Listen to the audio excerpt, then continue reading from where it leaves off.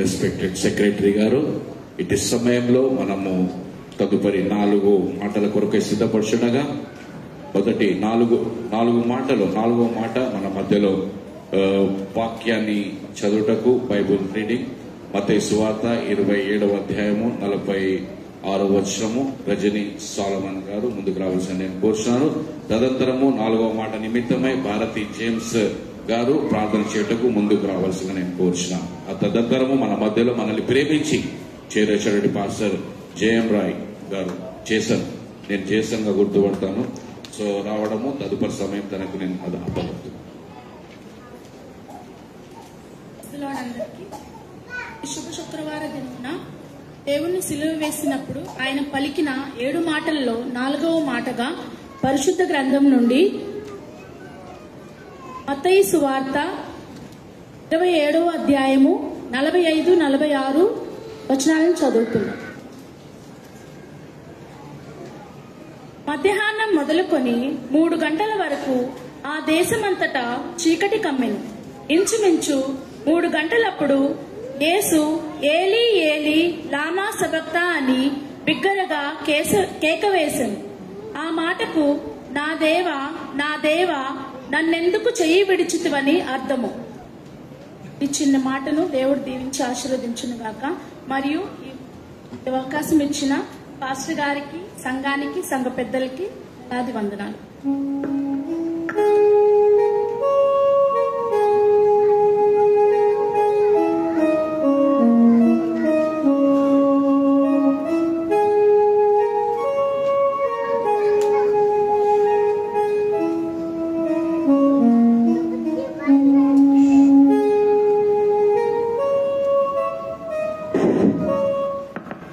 ప్రార్థన చేసుకుందాము. స్తోత్రం నాయన, స్తోత్రం తండ్రి, పరిశుద్ధుడా పర్లోక తండ్రి, నీ కొందన స్తోత్రం.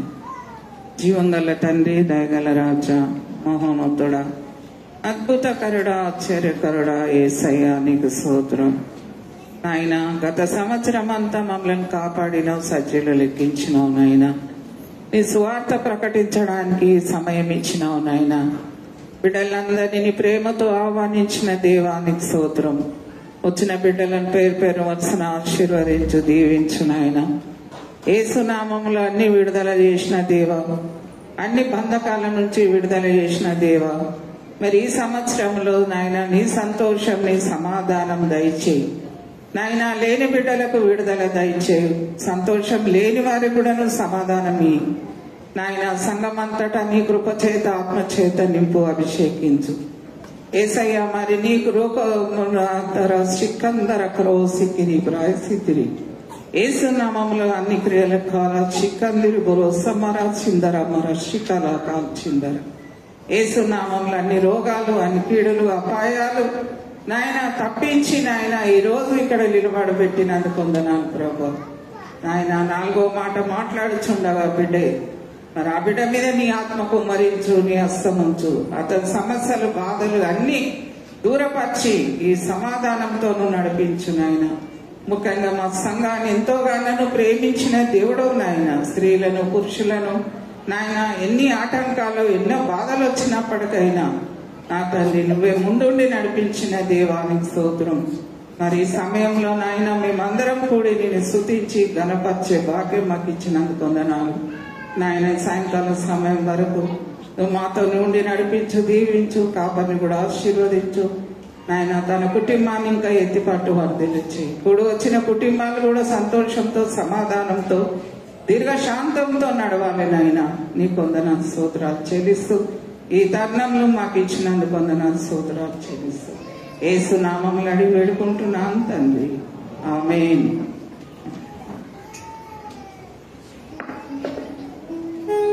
Thank you very much Bharati aunty. ఈ యొక్క మైక్ ఒకరికి ఎందుకు ఇస్తున్నామంటే వెనుక ఉన్న వాళ్ళకి వినిపించలేదంట వాక్యం. That is the main reason. ఆ యొక్క వచనాలు ఏదైతే ఇస్తారో అది చదవడానికి మైక్ ఇవ్వబడుతుంది కనుక దయచేసి మైక్ లో ఆ యొక్క వచనం ఎవరికైతే చెప్పబడుతుందో వారు చదివి వెంటనే వినిపించాల్సిగా నేను కోరుచున్నాను. ఇప్పుడు నెక్స్ట్ 4th వర్డ్ గురించి ఈ యొక్క వాక్యం చదవడానికి లలిత వినోద్ గారు సిద్ధపడాల్సిందిగా నేను కోరుచున్నాను. దయచేసి మైక్ అక్కడ లలిత వినోద్.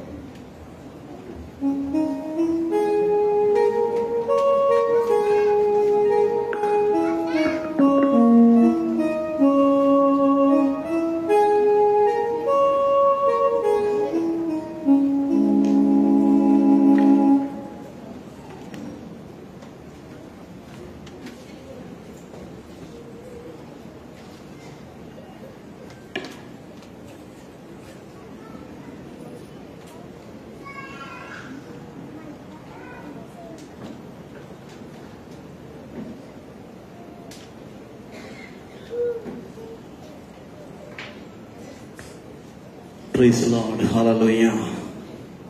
సంతోషం. మరి ముఖ్యముగా ఈ అవకాశం ఇచ్చిన నా దేవునికి, మరి అన్న విక్టర్ అన్న గారికి, అలాగే రెవరెండ్ సొలొమోన్ అన్న గారికి, సంఘం అంతటికి కూడా వందనాలు. ప్రియులారా, ఈ 4వ మాటలో మత్తయి సువార్త మరి 27:46లో ఒక మాటను మనం చూస్తాం. ఇంచుమించు 3 గంటలప్పుడు అనే మాట మనం చూస్తాం. ప్రియులారా, మీ మధ్యలో నేను నిలవబడ్డానికి దేవుని యొక్క ప్రధాన ప్రణాళిక ఉందని నేను విశ్వసిస్తున్నాను. దేవునికి స్తోత్రం. ఇకపోతే గత సంవత్సరం మీ మధ్యలో ఒక మాట పంచుకోవాల్సి ఉండేది. అన్నగారు చెప్పారు, కానీ నాకు బాగా ప్యాక్ అయిపోయింది షెడ్యూల్. అన్న క్షమించండి అన్న అన్నాను సొలొమోన్ అన్నగారికి. ప్రియులారా, యేసుక్రీస్తు వారు శిలువ ప్రయాణాన్ని ఎప్పుడు ప్రారంభించారు? ఎన్ని గంటలు ఆయన శిలువ ప్రయాణము కొనసాగింది? యెరూషలేము వీధులలో ఉదయం 9 గంటల నుంచి కదా మధ్యాహ్నము 12 గంటల వరకు ఆయన ఎన్ని గాయాలు పొందాడో నేను చెప్తాను కొద్ది సమయంలోనే. యెరూషలేము వీధులలో ఆయన ఎంత కఠినముగా మరి గాయపరచబడ్డాడు. యేసు ప్రభు వారు ఎత్తెంతో తెలుసా? 5 అడుగుల 11 అంగుళాలు. ఆయన ఎంత బరువు ఉంటాడో తెలుసా? 85 కిలోలు. ఆయన మోసిన శిలువ బరువెంతో తెలుసా? 150 కిలోలు.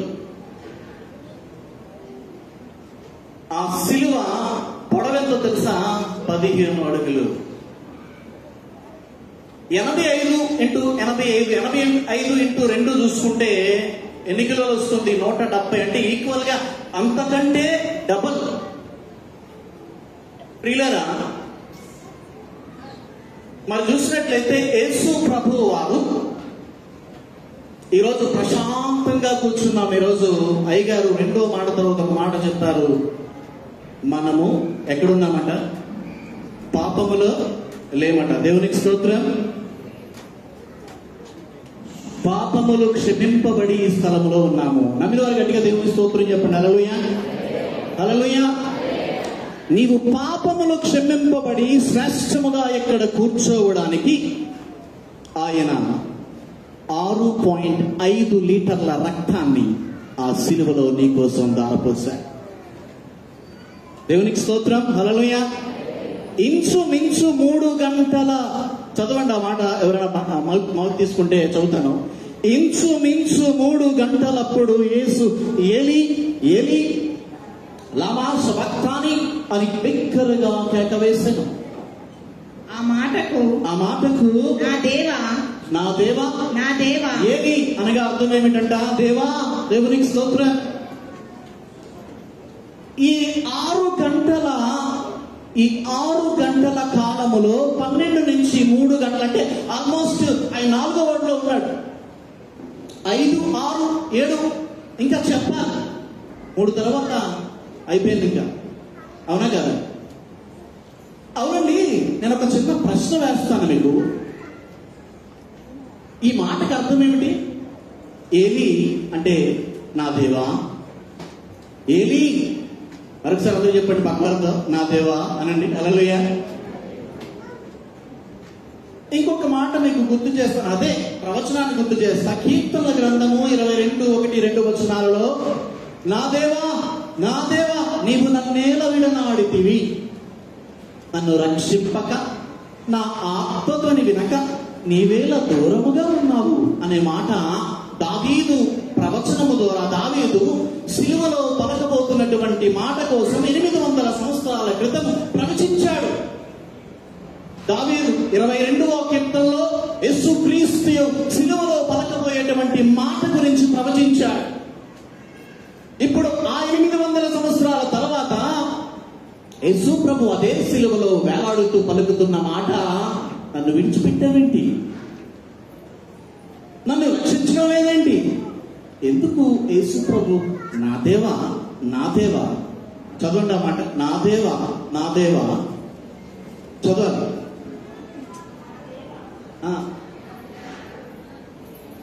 నా దేవా, ఏంటి మాట? యేసు ప్రభు ఎందుకు మాట్లాడుతున్నాడు? లేక యేసు ప్రభుకి తెలియదా?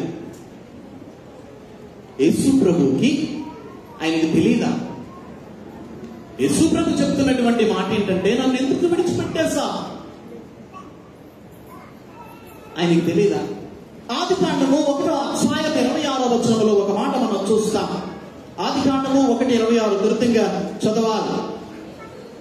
దేవుడు మన స్వరూపమందు మన పోలిక చొప్పున నరులను చేయదము. ఎవరితో మాట్లాడుతున్నాడు దేవుడు ఇక్కడ? ఆదికాండం 1:26. అంతకంటే ముందు దేవుని ఆత్మ జలములపై అల్లాడుచుండెను. ఇక్కడ మనము అనే దాంట్లో ఏకవచనం ఉందా, బహువచనం ఉన్నదా? బహు అనగా ఒక విషయం చూస్తే తెలంగాణలో ఏం చేస్తున్నావు భయ్, నువ్వు గట్లా చేస్తావు ఏంటి అనే మాట వాడతారు. ఆంధ్రాలో చూస్తే మీరు అంటారు. అర్థం ఏంటంటే, మీరు అంటే అర్థం ఏమిటంటే నీవు సింగిల్ డిజిట్, కానీ మేము ఇస్తున్నటువంటి మాటలో గౌరవం యాడ్ అయింది కనుక మీరు ప్లస్ గౌరవం మీరై ఉన్నారు. దేవునికి స్తోత్రం చెప్పండి. హల్లెలూయా.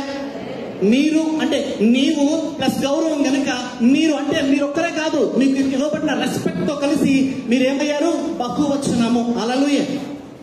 యేసు ప్రభు ఇక్కడ ఆదికాండం 1:26 ఒక కేబినెట్ మీటింగ్ జరుగుతోంది. అక్కడ ఆ కేబినెట్ మీటింగ్ ఏంటంటే, దేవుడు ఒక కేబినెట్ నియమించాడు. ఆ కేబినెట్ లో కొన్ని డెసిషన్ తీసుకోబోతున్నాడు. ఆ డెసిషన్ లో చెప్తున్నాడు ఏంటంటే, మనము మనుషులను చేస్తాం, will make a man. Architect, God is a great architect. ఎందుకంటే ప్రపంచాన్ని నిర్మించిన మహోన్నతుడు. గట్టిగా దేవుని స్తోత్రం చెప్పండి. హల్లెలూయా. ప్రపంచం నిర్మించిన దేవుడు నిర్మించిన వారు గట్టిగా దేవుని స్తోత్రం చెప్పండి. గట్టిగా దేవుడు నిర్మించలేదా ప్రపంచాన్ని? పక్కవారు చెప్పండి, దేవుడు ప్రపంచాన్ని నిర్మించాడు. హల్లెలూయా. ఇప్పుడు ఆయన అంటున్నాడు, మనుష్యులను మన పోలిక చొప్పున చేద్దాం. అంటే అక్కడ ఎవరున్నారు? యేసయ్య అక్కడ ఉన్నాడు. హల్లెలూయా. యేసు ప్రభు అక్కడ ఉండి, యేసు ప్రభుకి ప్రణాళిక తెలుసు. 7:14 యెషయా గ్రంథంలో, ఇదిగో కన్యక గర్భవతి కుమారుని కన్ను, అతనికి ఇమ్మానుయేలు అని పేరు పెట్టుదు. యెషయా గ్రంథం 9వ తన భుజం మీద రాజ్యభారముడు. ఈ విషయాలన్నీ కూడా యేసు ప్రభుకు తెలుసు. దేవునికి స్తోత్రం. తండ్రి చెప్తున్నాడు, ఇదిగో నీకు ఇవ్వవలసినటువంటి గొప్ప క్యారెక్టర్ ఉన్నది. ఆ క్యారెక్టర్ చాలా కఠినముగా ఉంటుంది. అందుకని యేసు ప్రభు చెప్తున్న మాట, అసలు ఎలా ప్రార్థన చేస్తున్నాడు, ఎందుకు అలా అంటున్నాడు? ఆయనకు తెలుసు కదా, ముందుగానే కేబినెట్ లో కూర్చున్నాడు కదా, ఓ ప్రణాళికలో ఉన్నాడు కదా, ఆయన పరిశుద్ధాత్ముడు పని చేస్తున్నాడు కదా, తండ్రి పని చేస్తున్నాడు కదా, వారందరూ కేబినెట్ లో ఉన్నారు కదా.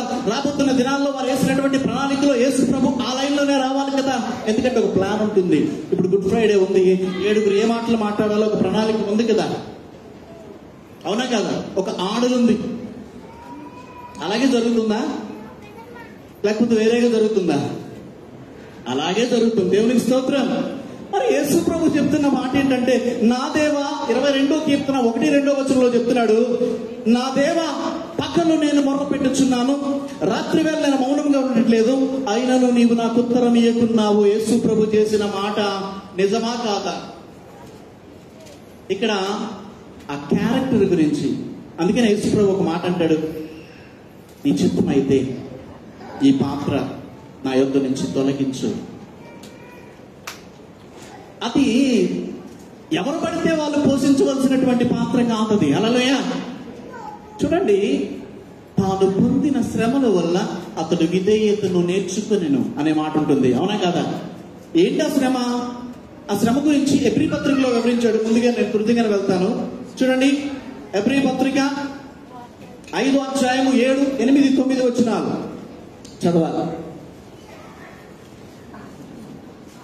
శరీరధారి అయి ఉన్న దినములలో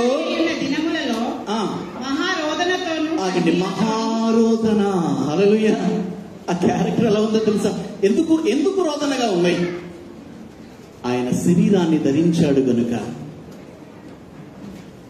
శరీరము ఎప్పుడూ బలహీనమే. అందుకే చెప్పాడు, ఆత్మ సిద్ధమే గాని శరీరము బలహీనము. అవునా కాదా? ఇప్పుడు సీరియస్ గా వచ్చి నేను బాగా వైట్ అండ్ వైట్ డ్రెస్ వేసుకున్నాను, నీట్ గా ఉన్నాను, చక్కగా వచ్చి కిందకి దిగి ఎవరైనా పడేలో లెప్పగా ఉంటాను అనుకోండి, ఏం చేస్తారు? నేను దుడుచుకున్నాను, రెండు కొడతాను లేదా? హల్లెలూయా. కొంతమంది కరాటీ గుంపు వచ్చు, కొంతమంది అక్కలకి చెల్లెలకి వాళ్ళు ఏం చేస్తారంటే రెండు హే గుంప అన్నాడు, ఎక్కడో పడుకో. ఎందుకంటే వాళ్ళకి పెయిన్ వస్తుందండి. శరీరము అనేది బలహీనమైనది. యేసుప్రభుతో తండ్రి చెప్పాడు, నువ్వు బలహీనమైన దాంట్లోనికి వెళ్ళి, చెప్పండి, బలహీనమైనది ధరించుకుని బలమైన కార్యము చేయాలి. దేవునికి స్తోత్రం. అందరూ చెప్పండి, దేవునికి స్తోత్రం. హల్లెలూయా. బలహీనమైనది ధరించుకుని మానవ శరీరములో ఆ పెయిన్. ఎన్ని లీటర్ల రక్తాన్ని కార్చాడు? 6.5. ఎన్ని కేజీలు బరువు ఉన్నాడు ఆయన? 80 కేజీలు. ఎంత హైట్ ఉన్నాడు? 5.11. ఎన్ని కేజీలు సిలువను మోసాడు? 150 కిలోలు. ఎంత ఎత్తుంది? 15 అడుగులు. దేవునికి స్తోత్రం. హల్లెలూయా. ఆయన శరీరాన్ని ధరించుకున్నాడు కనుక తగిలే దెబ్బ భయంకరంగా ఉందండి. అప్పుడు ఆయన ప్రవచనములోనే రోధిస్తూ ఉన్నాడు. అమ్మో, ఈ క్యారెక్టర్ ఎంత భయంకరంగా డాడీకి చెప్తాడు. డాడీ, అది చాలా క్రిటికల్, అది బ్రూటల్ గా ఉంది. ఆ క్యారెక్టర్ ఈ బ్రూటల్ కఠినమైనదిగా ఉంది. దేవుడు అంటున్నాడు, ఈ క్యారెక్టర్ ని పోషించే కెపాసిటీ, దేవునికి స్తోత్రం, ఈ క్యారెక్టర్ ని పోషించే కెపాసిటీ నీకు తప్ప ఇంకెవడికి లేదు. దేవునికి స్తోత్రం. హల్లెలూయా. సర్వమానవాళి పాప పరిహార్థం తద్రక్తం పుణ్యదాన బలయాగం రక్త ప్రోక్షం అవశ్యకం. హల్లెలూయా. ప్రపంచము రక్షింపబడాలంటే నీ రక్తము అవసరమని నేను డిసైడ్ చేసేసిన. ఆ రోజు కేబినెట్ లో చెప్పాను నీకు. దేవునికి స్తోత్రం. ఇక్కడ ఆ శరీరాన్ని ధరించుకున్నాడు గనుక ఎలాగున్నాడంట? మహారోదనము. దేవునికి స్తోత్రం. రెండోది కన్నీళ్లు. మూడోది చదవండి. రక్షింపగలవానికి అంటే ఏ మరణం? శరీర మరణం అన్నమాట. హల్లెలూయా.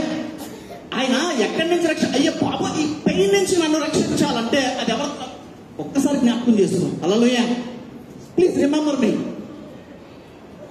ఒక్కసారి వన్ టైం. తను మరణము నుండి, హల్లెలూయా, తను మరణము నుండి రక్షింపగలవానికి ప్రార్థన. రెండోది యాచన. యాచన అంటే అర్థం ఏంటో తెలుసా? బెగ్గింగ్. అందుకనే ఎవరైనా శ్రేష్టమైన పదం ఈ యాచకులు అంటారు. దేవునికి స్తోత్రం. ఈ యాచన ప్రార్థన అంటే ఏంటో తెలుసా? డిగ్నిటీగా. కొంతమంది యాచిస్తారు ప్రార్థనలో. ఏమని? మోకరించి. కొంతమంది చప్పట్లు కొడుతూ, కొంతమంది భాషలు, కొంతమంది విపరీతంగా ఎగురుతూ. అంటే ఇక్కడ ఏంటంటే యాచిస్తూ ఉన్నాడు. ఆ పెయిన్ ఎవరంటే ఒక విషయం చెప్తాను, ఎవరు భరిస్తారండి అంత పెయిన్? యేసుప్రభు ఎంత భయంకరంగా ఆయన పెయిన్. నేను ముగిస్తాను దొరికింగానే, ఎందుకంటే ఇంకా 3 మాటలు ఉన్నాయి కాబట్టి. ఎలాంటి పెయిన్ అండి? ఎన్ని దెబ్బలు యేసుప్రభు పొందాడో తెలుసా? ఎవరికైనా తెలుసా ఎన్ని దెబ్బలు? అయ్యారు చెప్పండి అయ్యారు. తెలిసిన వాళ్ళు చెప్పండి అయ్యారు. హల్లెలూయా. దేవుని స్తోత్రం. మంచిది అయ్యారు. అయ్యారు చెప్పారు 624 దెబ్బలు. దేవునికి స్తోత్రం. హల్లెలూయా. మరి చూసినట్లయితే యేసు ప్రభు పొందినటువంటి దెబ్బలు నేను చెప్తాను, 5480. ఎన్ని దెబ్బలు? 5480 480, అందులో 150 గాయాలు. 150 గాయాలు అతి మిక్కిలివి. వెనక వైపు తగిలిన గాయములు, రక్తపు ముద్దలు బయటికి వస్తా ఉంటే యెరూషలేము వీధుల్లో యూదులు ఎవరిని రక్షించడానికి వచ్చారు వాళ్ళు కూడా రోమీయులు నవ్వుతూ ఉన్నారు. వాడే బ్రూటల్ క్యారెక్టర్ ఆయన ఫేస్ చేసినాడు సిలువలో. ఇంకొక మాట చెప్పాను, తాను పొందిన గాయములు చేత అతడు విధేయత నేర్చుకున్నాడు. దేవునికి స్తోత్రం. దెబ్బ తగులుతుంటే దేవునికి ఇంకా తండ్రి మీరేం చేయించున్నారు అదే. కానీ ఫర్ ఎగ్జాంపుల్ సింపుల్ గా చెప్తున్నాడు, ఒక బిఏ చదివినటువంటి కొడుకున్నాడు, ఒక ఐఏఎస్ ఆఫీసర్ తండ్రి ఉన్నాడు. ఆయన తప్పు చేసినట్టు ఐఏఎస్ ఆఫీసర్ వెళ్ళి పడేయాలని కొట్టాడు అనుకోండి, వెంటనే వాడు 2-3 రోజులు మాట్లాడతారండి. కొడుకు మాట్లాడతారా తండ్రితో? మాట్లాడు. మమ్మీ ఏంటది వాడి దగ్గరికి వచ్చి, రే మీ డాడీ నేను ప్రేమించడం లేదురా, ప్రేమిస్తే కొడతాడా? ఎవరు పరాయి వాళ్ళు చెప్తున్నారా? మమ్మీ వచ్చి కొడుకుతో నిలబడి, ఒరే నీ డాడీ ప్రేమించడం లేదా? అప్పుడు మమ్మీ పక్షాన్ని నీడిలిపోతాడు, డాడీ పక్షాన్ని ఇంకొకరు ఉంటారు. డాడీ పార్టీ వేరు, మమ్మీ పార్టీ వేరు. ఎవరైనా డాడీ 2 దెబ్బలు కొట్టిన తర్వాత వెళ్ళి డాడీని ముద్దు పెట్టుకునే వాళ్ళు ఎవరున్నారా? ఉన్నారా? సరే మమ్మీ కొట్టిన తర్వాత మమ్మీని ముద్దు పెట్టుకునే ఎవరున్నారా? తిడతారు. హల్లెలూయా. కోపంతో చూస్తారు. రే అన్నా జొన్న రాడండి ఆడికి. హల్లెలూయా. రా. హల్లెలూయా. యేసు ప్రభు పొందిన గాయములు చేత విధేయతను నేర్చుకుని ఇంకా ఇంకా ఇంకా ఇంకా కన్నీళ్లు యాచనలు. హల్లెలూయా. కన్నీళ్లు యాచనలు. ఎందుకు? అసలు ఒక మాట చెప్తున్నానండి, మీకు అడిగాను కదా ప్రశ్న, ఎందుకు యేసు ప్రభు నలగగొట్టబడుతుంది? బాయ్ అందరికీ తెలిసిన ప్రశ్న. మా కోసమే కదండి. హల్లెలూయా. పాపినే నా కోసమే కదండి. నేను రక్షింపబడాలి కదండి, లోకానికి రక్షణ రావాలి కదండి, ఆయన నామంలో రక్షణ ఉంది కదండి, ఆయన బలి అయితేనే కదండి రక్షణ. ఇంకేమైనా ఆన్సర్ ఉందా? ఇది అందరికీ తెలుసు. ఇంకేమైనా ఆన్సర్ ఉందా? యేసు ప్రభు సిలువలో ఎందుకు నలగగొట్టబడుతున్నాడు దానికి ఇంకేమైనా ఆన్సర్ ఉందా మీ దగ్గర? You have any answers except that? హల్లెలూయా. ఒక మాట చెప్తాను, త్వరితంగానే ముగిస్తాను. ఒక మాట చెప్తాను ప్రియులారా, చూడండి. ఒక మాట, అక్కడ ఒక మాట ఉన్నది, చదువుదాం. యెషయా గ్రంథం 53:10. అతని నల్లగగొట్టుటకు, హల్లెలూయా, అతని నల్లగగొట్టుటకు యెహోవాకు ఇష్టమాయను. ఎందుకు నల్లగొట్టాడండి తండ్రి? ఎందుకు విడిచిపెట్టేశాడండి? ఎందుకు ప్రార్థన వినలేదండి? ఎందుకు ఆర్తనాదం వినలేదండి? ఎందుకో తెలుసా? హల్లెలూయా. ఎందుకో తెలుసా? యేసు క్రీస్తుని అంత ఉన్నతమైన స్థానానికి తీసుకెళ్ళడానికి. హల్లెలూయా. యేసు క్రీస్తుని అంత ఉన్నతమైన స్థానానికి. ఎందుకో తెలుసా? యేసు క్రీస్తు నామం లేకపోతే ఈరోజు ప్రార్థన అక్కడికి వెళ్ళదు. హల్లెలూయా. పాప క్షమాపణ కావాలంటే యేసు నామం. హల్లెలూయా. అద్భుతం జరగాలంటే యేసు నామం. పాపి రక్షింపబడాలంటే యేసు నామం. అపోస్తుల కార్యం 4:12 చదవాలని ఒక్కసారి మీకు మనవి చేసుకుంటున్నాను. అపోస్తుల కార్యం 4:12. ఆకాశం కింద మనుషుల్లో ఇవ్వడం మరి ఏ నామములో రక్షణ లేదు, కానీ ఈ నామమే. దేవునికి స్తోత్రం. హల్లెలూయా. ఈ నామము రక్షణార్థముగా ఉండాలంటే, ఈ నామము ప్రపంచాన్ని వెలిగించాలంటే, ఈ నామము ద్వారా ప్రపంచంలో ఉన్నటువంటి పాపము పోవాలంటే, ఈ నామములో మార్గం ఏర్పడాలంటే, ఈ నామములో దేవుని యొక్క నిత్య రాజ్యానికి మార్గము సుగమవ్వాలంటే అతను వ్యాధిని అనుభవించాలి. ఆయన మరణశాస్త్రము రాయాలి. ఆ మరణశాస్త్రము ద్వారా ఆయన విజయాన్ని సాధించాలి. తండ్రి యొక్క చిత్తమును నెరవేర్చి నీ ముందు రాజమార్గం ఏర్పాటు చెయ్యాలి. ఈరోజు యేసు నామము ఒక్క దేశములో కాదు. ఉందా? అవును. క్రిస్టియన్ కంట్రీస్లో ఎన్ని ప్రపంచ దేశాల్లో క్రైస్తవ మన రాజ్యాలు మీకు తెలుసు. More population. హల్లెలూయా. ప్రపంచ దేశాల్లో ఎక్కడ చూసినా క్రైస్తవ దేశాలు. దేవునికి స్తోత్రం. అవునా కదా? క్రికెట్ లో చూస్తున్నాం, ఆస్ట్రేలియా, ఇంగ్లాండ్, న్యూజిలాండ్, ఇంకా సౌత్ ఆఫ్రికా, ఇంకా చెప్పండి అయ్యా, వెస్టిండీస్. అవును, వెస్టిండీస్, ఇంకా జింబాబ్వే. ప్రపంచ దేశాలలో. అంతెందుకు, గుడ్ ఫ్రైడే నేను ముగిస్తాను దొరకగానే. గుడ్ ఫ్రైడే ఇది ఆంధ్ర పండుగ, తెలంగాణ పండుగ, బీహార్ పండుగ, యూపీ పండుగ, లేకపోతే ప్రపంచానికి పండుగ. గట్టిగా చెప్పండి అందరూ, పక్క వారికి హలో అని చెప్పండి. హల్లెలూయా. పక్క వారికి సెకండ్ అవ్వండి, హలో అనండి. హలో, ఇది ప్రపంచానికి పండగ. దేవునికి స్తోత్రం. హల్లెలూయా. ఎందుకో తెలుసా? ఇది ప్రపంచానికి పండగ. హల్లెలూయా. ఫ్రమ్ టుడే హల్లెలూయా నువ్వు దండగా ఉన్నావు. హల్లెలూయా. ఫ్రమ్ టుడే హల్లెలూయా నువ్వు పండగగా మారిపోతున్నావు. హల్లెలూయా. నువ్వు అడుగు పెట్టే ప్రాంతం పండగ, నువ్వు అడుగు పెట్టే ఇల్లు పండగ, నువ్వు అడుగు పెట్టే ఊరు పండగ, నువ్వు అడుగు పెట్టే రాష్ట్రం పండగ. నువ్వే పండగ. యేసు నేను పండగ చేశారు. గట్టిగా చెప్పడం దేవునికి స్తోత్రం. హల్లెలూయా. హల్లెలూయా. ఆయన ప్రపంచానికి అడ్రస్ గా చేసేసాడు. హల్లెలూయా. ఈ రోజు నువ్వు నలగొట్టబడుతున్న పరిస్థితిలో ఉన్నావు. చాలా మంది నలగొట్టబడుతున్నావు. హల్లెలూయా. తండ్రి కుమారుడు నలగొట్టబడుతున్నాడంటే వాడిని గొప్ప చేయడానికి. హల్లెలూయా. తండ్రికి ఆ కుమారుని మీద ఇష్టం ఎక్కువ. ఒక విశ్వాసి నలగొట్టబడుతున్నాడంటే, అయ్యా భోజనం లేదు నాయన, దేవునికి స్తోత్రం. అప్పులున్నాయి ప్రభా, దేవునికి స్తోత్రం. భయంకరమైనటువంటి పరిస్థితుల్లో నా కుటుంబం నలిగిపోతుంది ప్రభా. రెంట్ కట్టడానికి డబ్బులు లేవు, కరెంటు బిల్లుకి డబ్బులు లేవు, ఫోన్ రీఛార్జ్కి డబ్బులు లేవు. పరిస్థితులన్నీ కూడా సతమతం అయిపోతా ఉన్నాయి. నలగొట్టబడతా ఉన్నావు. కొంతమంది అనుకుంటారు ఆశీర్వాదం ఉంటేనే అదే క్రైస్తవ్యం. కదండి. కొంతమంది ఏమనుకుంటారు, ఆశీర్వాదం పరిగెడతాం, అక్కడ పరిగెడతారు. Okay, good. ఆశీర్వాదం పరిగెడతారు. వేల మంది లక్షల మంది ఆ దైవజనుడు వచ్చాడు, తక్షణ ప్రార్థన చేస్తే అద్భుతం జరిగిపోతుంది. Yes, okay, good. కానీ బైబిల్లో రాయబడిన మాట, గోధుమ గింజ నేలలో పడి, చెప్పండి, గోధుమ గింజ నేలలో పడి చచ్చిపోతేనే గాని, హల్లెలూయా, పక్కన చెప్పండి, చచ్చిపోతేనే గాని అది ఫలించదు. గట్టిగా తప్పని కొట్ట అందరం గట్టిగా దేవుని స్తోత్రం. హల్లెలూయా. శ్రమ నిన్ను తాకుతూ ఉందంటే, హల్లెలూయా. ఒక పరుగు పందెంలో పరిగెడుతున్నాడు. పరుగు పందెంలో ఒకసారి ఓడిపోయాడు. స్టేట్ ఛాంపియన్షిప్ కష్టపడ్డాడు, గెలిచాడు. నేషనల్కి వెళ్ళాడు. అందులో ఓడిపోతున్నాడు. మళ్ళీ ట్రై చేస్తున్నాడు, గెలిచాడు. ఇంటర్నేషనల్ ఓడిపోయాడు. ఒకసారి, రెండోసారి ఓడిపోయాడు, మూడోసారి ఓడిపోయాడు, నాలుగోసారి ఓడిపోయాడు. ప్రయత్నం చేస్తే ఏదో ఒక రోజున ఆయన ఇంటర్నేషనల్ టైటిల్ కొడతాడు. దేవుని స్తోత్రం చెప్పండి. హల్లెలూయా. ఈరోజు చక్కగా లైట్ వెలుగులో ఉన్నాం. బ్యూటిఫుల్. తెలుపు అంటేనే చాలా గొప్పది కదండి. తెలుపు, మంచి మార్బుల్స్, తెలుపు. ఆ ట్యూబ్ లైట్ గురించి మీకు తెలుసు. ఎవరు కనిపెట్టారో తెలుసా? థామస్ ఆల్వా ఎడిసన్ అనేటువంటి ఒక వ్యక్తి అన్ని క్లాసుల్లో తప్పిపోయాడు. ఆయన 10th class fail, 6th class fail, 7th class అన్ని ఫెయిల్.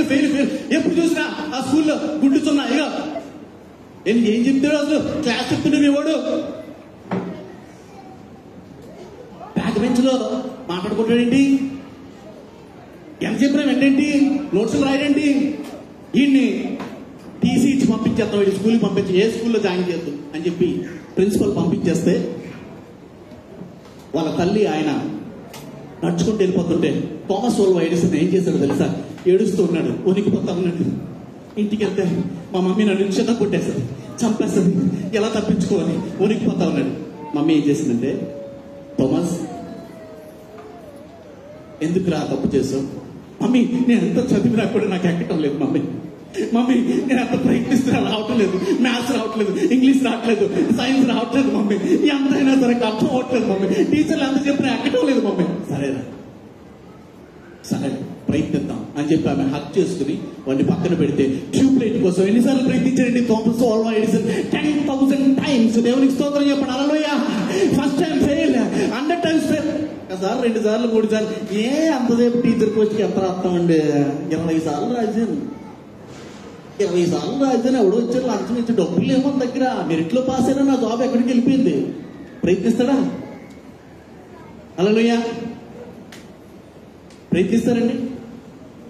100, 200 సార్లు, 300 సార్లు, 1000 సార్లు, 2000 సార్లు, 3000 సార్లు, 4000 సార్లు. హల్లెలూయా. 10,000 సార్లు ట్యూబ్ లైట్ బయటకు వచ్చింది. దేవునికి స్తోత్రం చెప్పండి గట్టిగా. హల్లెలూయా. ఆయన చెప్పిన ఆ స్టేట్మెంట్ ఏంటి తెలుసా? బైబిల్ నన్ను వెలిగిస్తే నేను ప్రపంచాన్ని వెలిగించాను. యేసయ్య నన్ను వెలిగిస్తే నేను ప్రపంచాన్ని వెలిగించాను. దేవునికి స్తోత్రం చెప్పండి. హల్లెలూయా. నువ్వు ప్రయత్నించకపోతే, కొట్టబడకపోతే, తొక్కవేయబడకపోతే, నువ్వు శ్రమ పడకపోతే, శ్రమ పడినవాడు క్రైస్తవుడే కాదు. శ్రమ లేనివాడు క్రైస్తవుడే కాదు, శ్రమ లేనివాడు క్రైస్తవ జీవితంలో లేనివాడు, శ్రమ లేనివాడు దేవుని యొక్క చిత్తంలో లేనివాడు, శ్రమ లేనివాడు దేవుని రాజ్యం కొరకు ఎన్నిక చేయబడ్డవాడు అంటాడు. ఆయన కుమారునే మనకి ఎగ్జాంపుల్గా ఇచ్చాడు. నీవు తొక్కబడుతూ ఉంటే హల్లెలూయా, అవునయ్యా నా ఇల్లు భయంకరంగా తొక్కబడతా ఉంది, 2 నిమిషాల్లో ముగిస్తా, అయ్యా నా పరిస్థితులన్నీ తొక్కబడతా ఉన్నాయి. నేను చెప్తున్నాను ఈ రోజున నువ్వు ఎలాంటి చాలా చాలా సందర్భాల్లో సపరేట్ పీపుల్ ని దేవుడు ఎన్నిక చేసినటువంటి ప్రజలను, దేవుడు కోరుకున్నటువంటి ప్రజలకు ఉన్నటువంటి పరీక్ష ఏంటో తెలుసా? ఇంటిలో నేను తొక్కబడతాను. ఆమె అవునా కదా? ఎక్కడ తొక్కబడతాను తెలుసా? ఇంటిలోనే. నా కొడుకు కదా, ఆడ నేను తొక్కాలని చూస్తాను. నా భార్య కదా, ఆమె నేను తొక్కాలని చూస్తాను. నా తల్లి కదా, తెలియదు ఆమె నేను ఎందుకో తెలుసా? ఆమె తొక్కటం వల్ల నిన్ను ఉన్నతమైన స్థానానికి తీసుకుని వెళ్ళటానికి దేవుడు అలా తొక్కిపిస్తూ ఉన్నాడు. దేవునికి స్తోత్రం చెప్పండి. హల్లెలూయా. ఈరోజు గుడ్ ఫ్రైడే రోజు చెప్తున్నాను, గుడ్ ఫ్రైడే. హల్లెలూయా. ఇక్కడి నుంచి గుడ్ తీసుకెళ్తాను. దేవునికి స్తోత్రం. నేను చెప్పేది ఒకటే, అలా తొక్కబడినప్పుడు దేవునికి స్తోత్రం. హల్లెలూయా. అలా తొక్కబడినప్పుడు, అందుకని ఎందుకు నేను చెప్పానంటే, మొదటి యోహాను సువార్త 1:12 ఒక మాట ఉన్నది. 2 మాటలు చూసుకుని మనం ముగిద్దాం. యోహాను సువార్త 1:12 చూడండి ఒకసారి. తమను ఎందరు అంగీకరించడో వారికి అందరికి, అనగా తన నామమున విశ్వాసం ఉంచిన వారికి దేవుని పిల్లలకు ఆయన అధికారం అనుగ్రహించను. దేవునికి స్తోత్రం.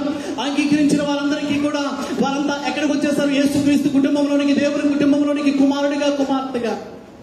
కానీ శ్రమ పడుతూ ఉంటే నీవు కుమారుడిగా వచ్చేసాం కదండి, కుమారుల్లోకి వచ్చేసాం. మనందరం కుమారులు, అవునా కదా? యేసు ప్రభువుని నమ్ముకున్న ప్రతి ఒక్కడు కూడా ఎవడో గలతీ పత్రిక 3:27 యూదులని, క్రీస్తుని, దాసుని, స్వతంత్రుడని ఏ భేదం లేదు. అందరూ కూడా దేవుని యొక్క కుమారులు ఉన్నారు. ఆమేన్. దేవునికి స్తోత్రం. మనందరం పాపం నుంచి విమోచన పొంది ఉన్నాం. దేవునికి స్తోత్రం. కుమారుని కంటే గొప్పగా ఉందా? ఇంకా కుమారుని కంటే గొప్ప స్టేజ్ ఉందా? చూడండి యెషయా గ్రంథం 56:5. యెషయా గ్రంథం 56:5. కుమారుని కంటే గొప్ప స్థానం.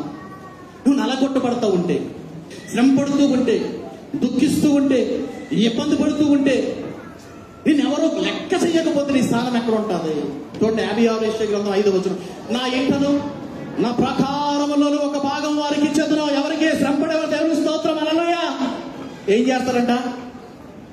కొడుకులు కూతుళ్ళని అనిపించుకున్నట కంటే శ్రేష్టమైన పేరు వారికి పెట్టుచున్నాను, కొట్టివేయబడిన నిత్యమైన పేరు వారికి పెట్టుచున్నాను. దేవునికి స్తోత్రం. హల్లెలూయా. కొడుకులు కూతుళ్ళ కంటే, అందుకనే ఎలాంటి పేరు చేశాడు చూశాడు? యేసుక్రీస్తు వారు శ్రమను అనుభవించి విధేయతను నేర్చుకుని ప్రపంచానికి రక్షణకరమైన నామముగా ఆవిర్భించబడ్డారు. దేవునికి స్తోత్రం. దారపోసినావా నీదు ప్రాణంబును నాదు పాపముల కొరకు, దీని పేరేనా ప్రేమనే ప్రియ భావన.